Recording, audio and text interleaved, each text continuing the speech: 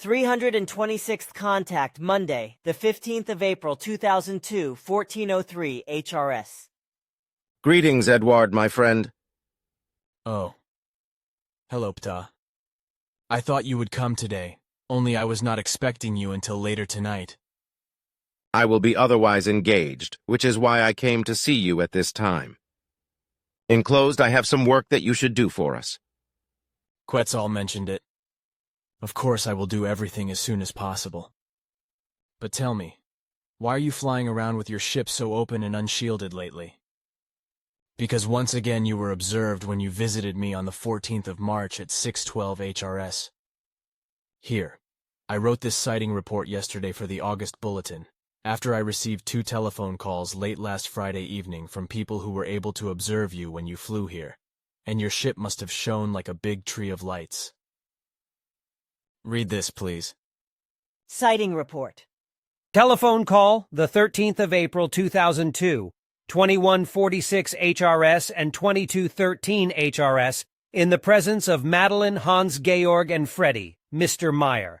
I know you on the one hand from seeing you, and on the other hand through television reports, newspaper reports, and journal reports.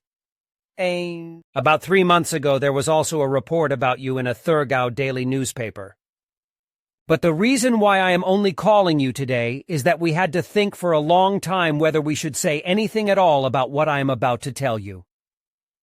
Furthermore, and this is actually the main reason why I am only telephoning you today, I and my 2 companions first had to process our experience to such an extent that we can understand what we actually saw with our own eyes. I would like to tell you, Mr. Meyer, honestly, that we never believed in UFOs and thought you were a nutcase. And we honestly thought other things about you. We are very sorry about that today, because through our experience we have gained a different picture of you. So we think today that the things you say are true, and that the stories about you are told, written, and broadcast on television. But now I would like to come to why I am calling you so late in the day. It was the 14th of March, 3 weeks ago. When I came here early in the morning from Dusnang TG via Sitzburg and Schmidrüti at about 6:10 HRS, together with a colleague from work and my brother, I drove to work in my car in the Zurich Oberland. We saw a large disc-shaped UFO with a fairly strong yellowish-white glow, flying from the south over the Schmidrüti army complex towards the north at an altitude of only about 200 or 300 meters. In order to be able to observe the UFO better, which we estimated to be at least 5 meters in size, we stopped at the left-hand bend on the hill above Schmidrüti, from where you can look down on a large lumber yard and a biotope, got out of the vehicle and observed that no sounds of animals could be heard, and also no sound of the object, which suddenly lost height quickly and seemed to fall down to the farmhouse Hinterschmidrüti, shining brightly and then just suddenly disappearing without could see or hear anything. At first we actually thought that the UFO had crashed, so we climbed over the gate on the hill of the Hinterschmidrüti farm and walked forward to check. But apparently everything was all right, because the homestead was in its place unharmed, and there was no sign of the UFO. Do you, Mr. Meyer, have an explanation for this? Because first of all, you deal with such things, and secondly, it was the house of the Figu Association, where you live, over which the UFO crashed and suddenly disappeared. Unfortunately, we cannot talk about our experience with anyone in our circle of friends and acquaintances, because with everyone we know, we would only make ourselves ridiculous, as we know from earlier statements when such things were discussed. But since we still cannot really cope with and understand what we have experienced despite all our efforts, not even our wives, to whom we have of course told everything, we would like to talk to you about it. However, we do not dare to come to you in Hinterschmidrüti, which is why we would like to talk to you about everything at our home, or somewhere in a restaurant, if we could meet at a certain place. We would be very grateful for that. SU/RM/Switzerland. Well, what do you say? What shall I say to that? The whole thing is true. Everything actually happened that way. That's all there is to it. I mean, why did you do it? The people got quite a scare and still are not over it, as I was told on the phone. First there was the story with the perglar, and now this. I have already observed the three men on various occasions. For years they have been driving their vehicles regularly at the same time on the road above the center, except Saturday and Sunday, as I have noticed. So I was interested to know what kind of people they are, so I took the liberty of listening to their conversations in their vehicle. I noticed that they were also talking about you and the center, and that your explanations about the contacts with us were probably just silly inventions and fantasies, etc. Just as your photographic material regarding our flying apparatuses could probably be nothing more than fakes. Somehow this annoyed me, so I decided to find a way to prove the three men wrong. So I came up with the glorious idea of how you used to say that the next time I come to you in the early hours of the morning, I will fly by visibly and slowly for the three of them. I actually did so on the 14th of March at 6:10 HRS, in which I enjoyed the amazed and disbelieved faces of the three men when I gave them my short demonstration. But the three were not the only ones who were able to observe my flying apparatus, for there were two other people in Schmidrüti at this early time, each one separately, however, who will with complete certainty keep silent about what they saw, for I have found with both of them that they are afraid of making themselves ridiculous, because they have been calling you a swindler and a nutcase since you came to live here, and now they do not want to revise their opinion of you in public. You would call that cowardice? I do too, because if a person cannot stand by the recognized truth, for whatever reason, then I find that cowardly and mendacious. But let's not go there. It was recently forgotten to talk about what your scribe said about what I asked you. By this I mean whether a hyphen or a forward slash really needs to be used when a word or term is written in two sexes, as in the case of spouse and wife. Should it really be called spouse and then hyphen followed by in? Look here, I am writing this, or should it be written with a slash and therefore spouse? What do the people who know how to write in German say about this? And what about the two-gender spelling if a capital Y is used in the word? For example, if I write the word Leser and Leserinnen, instead of abbreviated with a slash Leserinnen. I could actually clarify that. The version with a capital Y in the middle of the word is as wrong as a hyphen. The spelling, if we want to take your examples, our writers of the German language explain, must be as I write here Ehepartnerin, that is to say, Leserinnen. Other spellings, so I was told, correspond to bad falsifications of the German written language. Therefore, you should be careful that no such falsifications appear in your writings. Christian in particular, however, tends to counteract this, so that he should be informed and made aware of the fact that he should refrain, with regard to the missionary writings and missionary books, from introducing innovations that falsify and distort the writing, which have been and will be devised by irresponsible falsifiers of language and writing.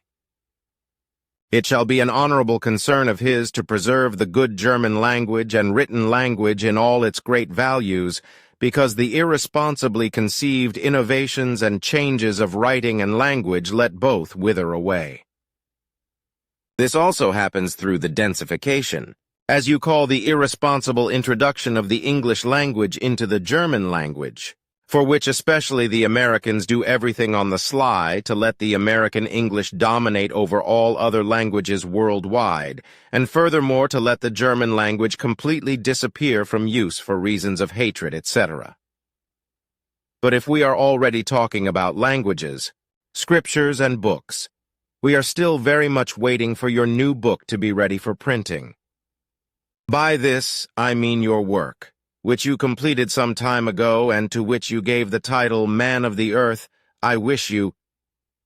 For the time being, Bernadette is to devote most of her time to this work in order to complete it, and we have therefore decided that the corrections will be suspended on Thursday evening for contact discussions until your new book is ready for printing. And in this regard, It will probably be necessary for you to explain to Bernadette that this statement is in no way an accusation against her, because unfortunately, in her sensitivity in all matters, she always tends to see behind all accusations and attacks against herself, where, however, there are none at all. In truth, her workload is enormous, and her achievements in this regard leave nothing to be desired. Nevertheless, she has her problem, which I have mentioned, which she should consciously turn to and solve thoroughly. In fact, with this problem of her own, she always depresses herself through wrong thoughts and feelings, which damages her psyche.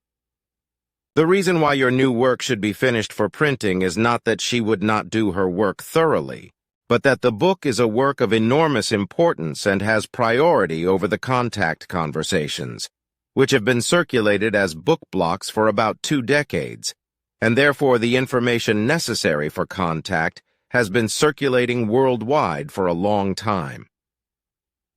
For this reason, the correction work with the contact conversations should be stopped for the time being in order to create the necessary time for the completion of your new book, which as a coded form is of great importance. Oh boy. I have not thought of this book myself anymore. I will have to talk to Bernadette about that, even though I can already see and hear her wrong reaction. Only, well, I cannot get around to writing a new book at the moment, otherwise the problem would become even bigger. First of all, I have to make progress with the interpretation of the dream symbol in terms of spiritual teaching, and on the other hand, there is a lot of other work to be done all the time, apart from what I still have to do for you. Do you actually know how many typewritten pages I have written for you since you took over the contacts with me in 1989? I can even tell you that very well because just 2 days ago we added our data on that. Since November 1989, you have made 3,715 densely written A4 pages for our spiritual leadership. Man, that's a few more than I thought. But tell me, my friend, there have been 2 earthquakes in Afghanistan in the last 3 weeks, and of course there have been many deaths. What caused this quake? Do you know anything about it? It did not remain hidden from us. The cause of the 2 earthquakes can be traced back to the Americans, who caused tremors deep into the earth with their tremendous bombardment, resulting in tectonic movements that led to the earthquakes. Several of us suspected it. Then I want to ask you something else. Some time ago I spoke to you about antibiotics, as I have done with Quetzal before. Now I would like to know how they work, what side effects they can have, and what you should or must be aware of when taking them. Even if you do not need antibiotics yourself anymore, as a doctor, you will be able to give me information about it, won't you? Certainly. To say and to explain is this. Often, the irrationality and irresponsibility of the earthly doctors results in an unjustified wide use of antibiotics for all kinds of ailments which do not require any antibiotics. This, as I explained earlier, as well as Quetzal, makes pathogens resistant to certain antibiotics, which makes medication pointless and useless. But this resistance of pathogens also results from the unjustified use of antibiotics in animal breeding and fattening, and this is due to the fact that humans then enjoy the antibiotic-impregnated animal meat as food. This means that he absorbs excessive and superfluous quantities of antibiotics into his body, which over time and due to the overdose of antibiotics, the pathogens slowly but surely become resistant to these valuable drugs. If antibiotics are used in an appropriate and responsible form, then it is a highly effective and sensible therapeutic drug with a very effective healing power. However, if it is irresponsibly abused, such as by senseless use or overdosage, as well as by criminal use in relation to animal fattening, etc., then this results in nasty disadvantages for humans, which can end in fatal consequences. With regard to the effect of antibiotics, there are 2 principles which can be described as follows. One form inhibits the growth of the pathogens, which is called bacteriostatic effect, at least in our country, while the other form kills the pathogens and thus exerts the bactericidal effect. In fact, there are also active substances which, when used in quite low doses, inhibit the growth of bacterial strains, whereas when used in higher doses, they have a killing effect on the pathogens. During application, it is of course important that the correct active substance or antibiotics are used depending on the pathogen. Apart from the very good active substances known to terrestrial medical science, such as penicillin, beta-lactams, macrolides, gyrase inhibitors, sulfonamides and tetracyclines, etc., there are many others, but these must first be researched and discovered by terrestrial man, so that even pathogens that have become resistant to antibiotics can be used effectively and powerfully. What do we have to consider when using or taking antibiotics and with regard to side effects, etc.?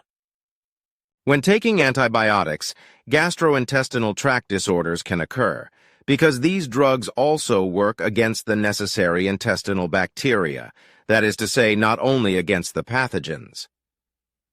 The necessary intestinal bacteria, which we also call intestinal flora, have the task of decomposing the food components, and it is exactly this bacterial flora that is brought out of balance by taking antibiotics, which can cause diarrhea, for example. Also, a real functional impairment of the immune system can occur, which is not seldom the case, but which, like the intestinal function, regulates itself again more or less quickly when the antibiotic therapy is finished.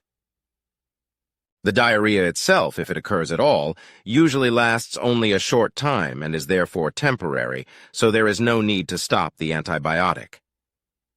However, if this is not the case and the diarrhea therefore continues, becomes more intense and even bloody, then the antibiotic drug must be discontinued immediately and the doctor informed. However, if antibiotic therapy is terminated in the normal way, it is advisable to follow a sensible diet, with foods of probiotic nature being of particular value. If there is a tolerance for it, then dairy products are very suitable for it. However, it is important to make sure that there is no risk of allergies or any other susceptibility to milk in relation to these products. In fact, for some people it is unhealthy in many ways, and moreover it is in no way the healthiest foodstuff, as luridly propagated on earth by milk producers and by industrial milk processors and dairy product manufacturers. In addition to probiotic foods, many dietary supplements can be used to regenerate the immune system and intestinal flora, such as vitamins, trace elements, and minerals. Various other preparations are also useful, for example yeast cultures, Saccharomyces boulardii, and bacterial extracts from Bifidobacterium, Lactobacillus gasseri, and Escherichia coli, as these preparations are called in earthly medical scientific terms. Due to the use of antibiotics, the body also has an increased need for fluids, especially when diarrhea occurs.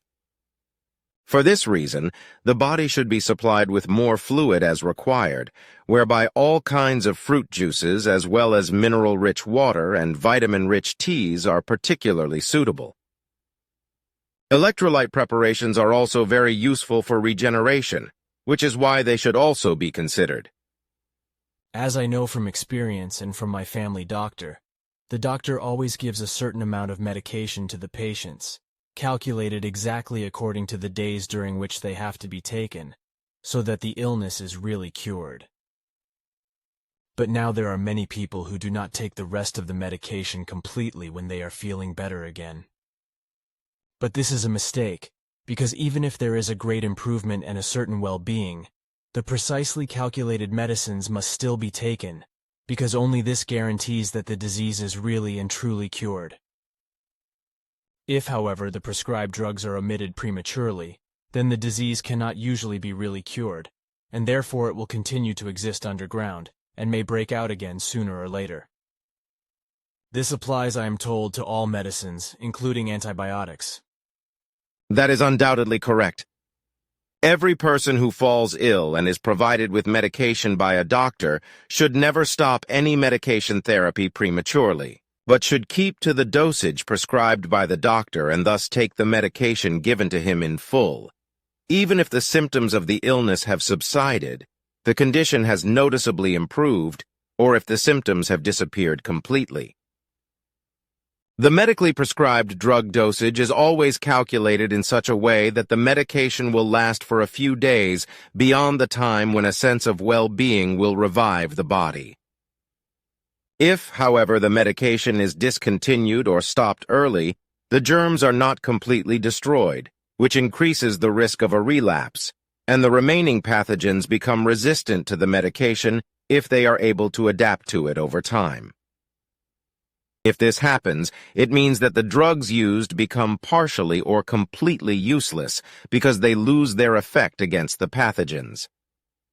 In fact, it is then a question of the immunity of the pathogens to the drugs, which can lead to extremely unpleasant complaints of many kinds, and even to the invalidity of the person, if not to death. Therefore, when taking medication, care should always and under all circumstances be taken to ensure that the rule of complete drug therapy is observed and not broken. In particular, this rule must be observed if symptoms of illness occur which indicate a microorganism infection or a viral or bacterial infection.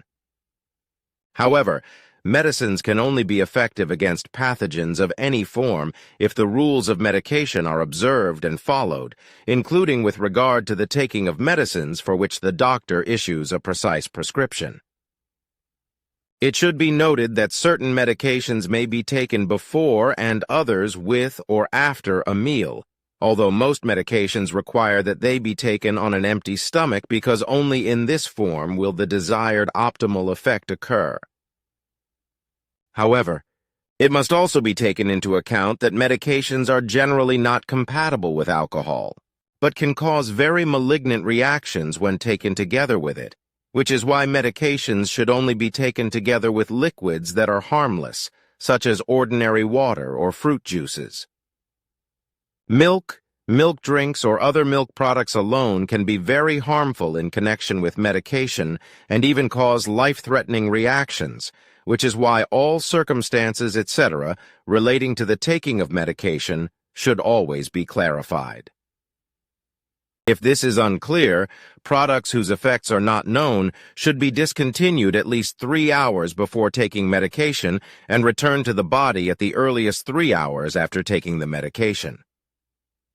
This should be particularly taken into account with alcoholic drinks and milk, as well as with milk products of any kind. Care should also be taken when taking any kind of medication if antibiotics are also taken at the same time. When combined in the body, antibiotics and other drugs, including purely natural ones, that is to say herbal, etc., can lead to interactions with unpleasant consequences and even more health problems that can affect the body. But what can also be the case is that the antibiotics or the other drugs lose their effect partially or completely, whereby any ailments or diseases cannot be avoided or cured. This refers not only to diseases of the body and its internal organs, if I think about it correctly, but also to external wounds, allergies, and eczema, etc., right? And I also think that the drugs are not only those that have to be taken, but also those that are administered by injection, or in the form of ointments and tinctures, etc., on the skin or on open wounds. Or am I wrong? That's right, and you know it, because you have worked as a veterinarian and medicine man in India, and you are at least somewhat familiar with these matters. So why the question? Our conversation is being written down, so it will be read by a lot of people, I hope, because this information is important. And with this, I would like to officially ask a question again, the answer to which I also know. All kinds of expired drugs, both chemical and natural, whether pills, druggies, tablets, suppositories, injections, creams, ointments, powders, tinctures, syrups, drops, vitamins, minerals, trace elements and combination preparations, etc., should in any case not be used after their expiration date, because otherwise health damage or even life-threatening reactions can result if they continue to be used. In the mildest case, they simply become ineffective. You said yourself that you already know the answer. Your explanation corresponds to the actual facts. Then a question about the book jacket for the contact reports, which we do in A4 format. You said that you will decide on that. Have you done that in the meantime, and if so, what conclusion or result did you come to? We have discussed it and decided that each volume should be marked with a consecutive number about 1 centimeter in size on the spine and on the view page in front of the book title. The book title itself, which you call Contact Reports, with the necessary addition, as you discussed, should be in the size of 1 centimeter. For the illustration of the cover, the same photo should always be used on the front of each volume, which should also apply to the back of the cover. This is our common wish. The 2 pictures. Do you have any special requests that we should consider? We like your suggestion to use pictures from the Saddle Egg and Saddle Egg series. Fine. Then we will stick to your wish, which is also our own. Then another question regarding the cats. These were actually bred as pets by the ancient Egyptians, about 6,000 years ago. At that time, it was still common in Egypt to store food, especially grain, in large warehouses. Oil was filled in large clay jugs and stored in oil stores. Other food, such as dried meat, dried fish, and durable fruit, etc., in other special stores. The grain took a special position and was stored and guarded in special grain stores because it was one of the most valuable goods in Egypt at that time. Especially the granaries attracted large numbers of mice, which multiplied immensely fast and became a real danger for the granaries. The abundance of these mice, however, attracted the many wild cats living in Egypt at that time, which entered the granaries and hunted the harmful rodents. The Egyptians, of course, quickly recognized the great benefit of the wild cats and began to tame them, so that the critters quickly became domestic animals, which soon found great reverence among the Egyptians. In this episode, they soon advanced to holy animals, which were mummified at their death. Through travelers, sailors, warriors, refugees, and gifts, the tame cats were taken to other countries, where they spread more and more. This is how they came to Europe, where they were also kept as pets. But it happened again and again that some animals were abandoned or simply separated from the human environment, thus becoming wild, from which the European wildcats developed, as well as wildcats in other countries all over the world. But now to my question. The countless domestic cats that populate the world today are highly valued by people in many respects, also in terms of good psychological effects as animal companions and companions, etc. It makes sense to me that animals, like cats but also many other animals, can have a good and even therapeutic and therefore positive effect on people, especially on their psyche and consciousness. Nevertheless, however, no animals should be kept in human dwellings, but only be housed outside of them. The health-related reasons are well known, but now it is said that cat skins are good for health, especially as a remedy for rheumatism. But Quetzal once said that cats have exactly the opposite effect, namely that people who are susceptible to rheumatism get rheumatic problems from cats, especially when they have these animals around them. The long speech short sense is therefore only the question, is it true? Yes, it is correct. Cats can be the cause of rheumatic problems. Other or contrary Earth-human claims are not true. But your explanations concerning the origin of domestic cats were very interesting, besides that they were new for me because I had no knowledge of them. Really? Also good. Then I have one more question. I know your point of view because we have already talked about it. It's about the deadline solution, which is still hotly debated in politics. Could you give me your opinion again, please? It is a malicious and high-handed presumption, insolence, arrogance, and domineering domination by men over women, over their bodies and pregnancies, and over their own freedom of decision, as is the case in many other matters. In this way, she, the woman, is degraded and debased, as she has been since time immemorial, to the status of a man's maid and slave. Even among earthly men, the state between man and woman should be such, as it is in our case, that the woman alone has to decide and determine in regard to her own concerns, including pregnancy and any necessary abortion of the same.